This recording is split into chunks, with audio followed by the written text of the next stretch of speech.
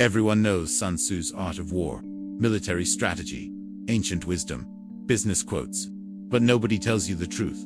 It's not about war at all. It's a money playbook. Every tactic, every principle, every strategy is designed for one thing: win without spending. Destroy enemies financially, not militarily. And when you see it this way, everything changes. Suddenly you're not reading battle tactics. You're reading the blueprint for modern capitalism. Wall Street uses it. Billionaires live by it. Hedge funds base entire strategies on it. But they never tell you why. Because if everyone knew Sun Tzu's real genius, the game would be over. Stay with me. What you're about to discover will change how you see every dollar you make. The supreme art of war is to subdue the enemy without fighting. Everyone thinks this means be peaceful. Avoid conflict. Seek compromise. Dead wrong. It means bankrupt them before the battle starts. Here's what nobody quotes. Sun Tzu writes, "If the campaign is protracted, the resources of the state will not be equal to the strain. When your weapons grow dull and ardor dampened, your strength exhausted and treasure spent, rival chiefs will spring up to take advantage of your extremity." This isn't military advice. This is economic warfare. Sun Tzu calculates everything in silver. An army of 100,000 men costs 1,000 ounces per day. In 1 year, that's 360,000 ounces. But worse, for every soldier fighting, 7 families back home stop producing. The economy collapses while expenses explode. His conclusion: there is no instance of a country having benefited from prolonged warfare. Even winners go bankrupt. So what's the solution? Never fight fair. Never waste resources on direct confrontation. Instead, destroy their economy first. How? 3 tactics. First, capture assets intact. To take a state whole is superior. To destroy it is inferior. Why? A destroyed city costs you money to rebuild. A captured city generates immediate tax revenue. Second, make them pay for your army. Forage on the enemy. Thus, the army will have food enough. Your enemy funds their own defeat. Every day on their territory, your costs drop while they skyrocket. Third, incentivize your soldiers with profit. That there may be advantage from defeating the enemy, they must have their rewards. Offer bonuses for capturing officers. Share plunder. Turn your army into entrepreneurs. Sun Tzu isn't teaching war. He's teaching hostile takeovers, corporate raiding, financial warfare. And he's writing this in 500 BC. Know your enemy and know yourself, and you can fight 100 battles without disaster. Everyone thinks this means gather intelligence, scout positions, study tactics. Wrong again. This is about financial intelligence. Sun Tzu dedicates an entire chapter to spies. 5 types: local, inside, double, expendable, surviving. But he's not gathering troop movements. He wants economic data. How much money does the enemy have? Where's their grain stored? Can officials be bribed? What are supply routes? How long can they afford war? These are balance sheet questions. He writes, "Be generous with rewards, and do not skimp on expenses when it comes to intelligence. During war, when every coin matters, spend freely on information." Why? Because intelligence has infinite ROI. Spend 1,000 ounces on spies. Prevent a battle costing 10,000 ounces. You just saved 9,000 ounces. If intelligence reveals enemy weakness, you force surrender without fighting. If it reveals strength, you avoid disaster. Information is the highest value investment possible. This is why hedge funds spend millions on research. Why companies pay huge salaries to analysts. Why corporate espionage exists. They're following Sun Tzu's 2,500-year-old playbook, but here's the dark part. He talks about double agents. We must bribe enemy officials, and so our own surviving spies will be able to be used.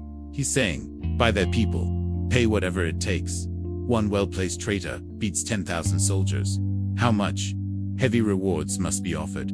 This isn't war strategy. This is corruption as business model. And it happens everywhere. Companies poach executives with massive bonuses. They pay for inside information. They buy competitors' key employees. Pure Sun Tzu. And he says this should be your primary strategy, not occasional your main approach. The knowledge can only be derived from the converted spy. Hence it is essential that the converted spy be treated with the utmost liberality. Your entire strategy should be built on intelligence and corruption. Everything else is secondary. All warfare is based on deception. Famous quote. Everyone misunderstands it. They think he means fake retreats, ambushes, camouflage. He's talking about market manipulation. Listen, when we are near, Make the enemy believe we are far away. When far away, make him believe we are near. Hold out bets to entice the enemy. Feign disorder and crush him. This is trading strategy. Translation: when about to strike, appear disinterested. When accumulating position, pretend you're selling. When planning takeover, praise targets management. Warren Buffett does this constantly. Criticizes sectors right before buying. Dismisses gold while accumulating it. Hold out baits to entice the enemy. Create deals that look good but contain traps. Private equity masters this: bid high to force competitors to overbid, then drop out. Someone else overpays while you move to the real target. Feign disorder and crush him. Appear weak to make enemies overconfident, then strike. Amazon did this for years. Operated at losses while building infrastructure. Competitors dismissed them. By the time rivals realized Amazon's strength, game over. More tactics. Pretend inferiority and encourage his arrogance. If his forces are united, separate them. Attack where he is unprepared. Every single one is a business strategy. Separate them. Make competitors fight each other while you advance. Create bidding wars that exhaust their resources while you pursue the real objective. Attack where unprepared. Find the weakness they're ignoring. Netflix did this to Blockbuster. Tesla to traditional automakers. Crypto to banks. But here's the ruthless part. Sun Tzu says, deceive your OWN people too. Keep true strategy secret, even from your team. Why information leaks? People talk. Employees join competitors. This is how major deals work. Only the CEO and a handful know. When hedge funds build positions, they use multiple accounts to hide activity. And Sun Tzu's darkest tactic. Doomed spies are deliberately given fabricated information and sent to report to the enemy. Feed false information to people you know will betray you. Use traitors to spread misinformation. This is sophisticated market manipulation. Leak fake plans, knowing they'll reach competitors. Plant stories. Use their intelligence network against them. Businesses do this constantly. Fake product leaks. False rumors about financial health. Controlled leaks to manipulate stock prices. Every Sun Tzu tactic is happening right now in boardrooms worldwide. Rapidity is the essence of war. This entire principle is about money, Sun Tzu explains. When an army feeds on enemy resources, 1 unit of enemy provisions equals 20 of one's own. Moving supplies from home is expensive. Wagons, guards, storage. But taking from enemy territory costs almost nothing. Speed isn't tactics, it's cost reduction. Faster you move, less you spend. Quicker you win, less you burn. Velocity reduces costs. Let your great object be victory, not lengthy campaigns. This is opposite of conventional thinking. Most plan long-term, build sustainability. Focus on endurance. Sun Tzu says that's wrong. Focus on quick wins. Strike decisively. End conflicts rapidly. Why? Time is expensive. Everyday competition continues. Both sides burn money. Prolonged competition is mutually destructive. Winner isn't who endures longest. It's who wins quickest. This is startup culture. Blitzscaling. Move fast and break things. Winner to call. Uber flooded cities with drivers. Undercut taxis 50%. Lost billions but captured markets before competitors reacted. Facebook moved college to college at maximum speed, establishing network effects before anyone understood what happened. Amazon added everything as fast as possible, accepting losses for market position. Sun Tzu's speed principle in action. But deeper insight. Whoever is first in the field and awaits the enemy will be fresh for the fight. Whoever is second and hastens to battle will arrive exhausted. First mover advantage isn't just timing, it's energy conservation. First company sets rules, chooses battlefield, controls narrative. Competitors react, burning more resources. Google dominated search because they got there first. Facebook dominated social. Apple dominated smartphones. Being second means fighting uphill. Spend more, work harder, still lose. This is why Sun Tzu obsesses about speed. Being first fundamentally changes the economics of competition. Now the ultimate principle, winning without fighting. Supreme excellence consists in breaking the enemy's resistance without fighting. This isn't pacifism. This is the most ruthless strategy. Fighting is expensive. Even victory costs money. So the truly skilled strategist wins before the fight begins. How? Make victory inevitable. The general who wins makes many calculations before battle. The general who loses makes few calculations beforehand. Calculations means economic analysis. Before competing, analyze everything. What will this cost? What will enemies spend? Who has more resources? Who sustains longer? What are probable outcomes? If analysis shows you win, compete. If it shows you lose, don't fight. If it shows mutual destruction, find another way. This is venture capital. Analyze markets before investing. Calculate winner-take-all dynamics. Only fund where economics favor dominance.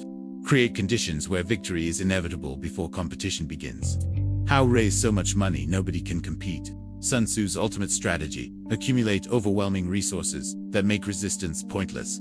The skillful leader subdues enemy troops without fighting, captures cities without siege, overthrows kingdoms without lengthy operations.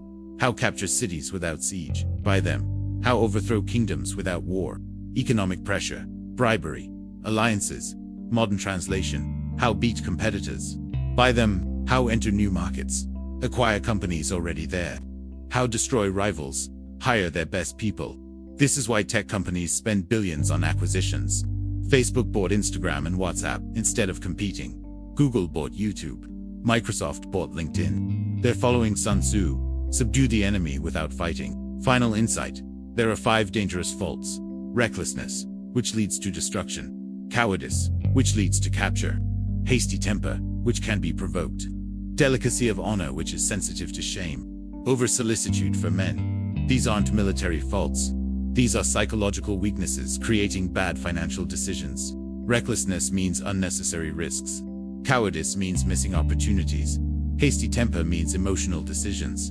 Delicacy of honor means caring too much about reputation. Over-solicitude means putting people before profit.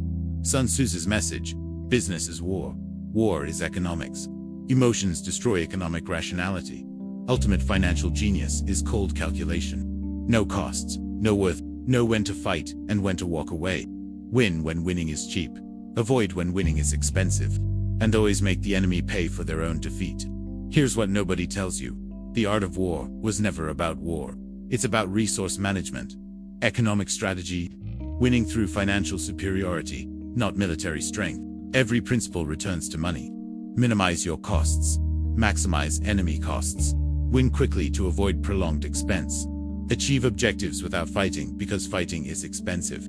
Sun Tzu understood 2,500 years ago what most modern businesses still don't grasp. Information is more valuable than armies. Speed reduces costs. Deception is cheaper than direct competition. The goal isn't winning battles, but making winning inevitable. This matters today because we live in an era of financial warfare. Countries fight with sanctions, tariffs, currency manipulation. Companies compete with patents, acquisitions, market manipulation. Everything Sun Tzu wrote applies directly to modern business and finance. When Amazon enters markets, they use Sun Tzu's principles. When hedge funds short stocks, Sun Tzu's tactics. When startups raise massive rounds, Sun Tzu's strategy of overwhelming resource superiority. People who understand this dominate. People who don't get destroyed. Final truth: Sun Tzu wasn't teaching you how to fight. He was teaching you how to win without fighting. How to make victory so inevitable that resistance becomes pointless. That's not military strategy. That's financial genius. Hidden in plain sight for 2,500 years. The most dangerous enemy is one who doesn't know they're in a financial battle. Now you do. What do you think? Seen these strategies in action? Drop your thoughts in comments. If this changed how you see strategy and competition, share it, because business is war, and war is economics.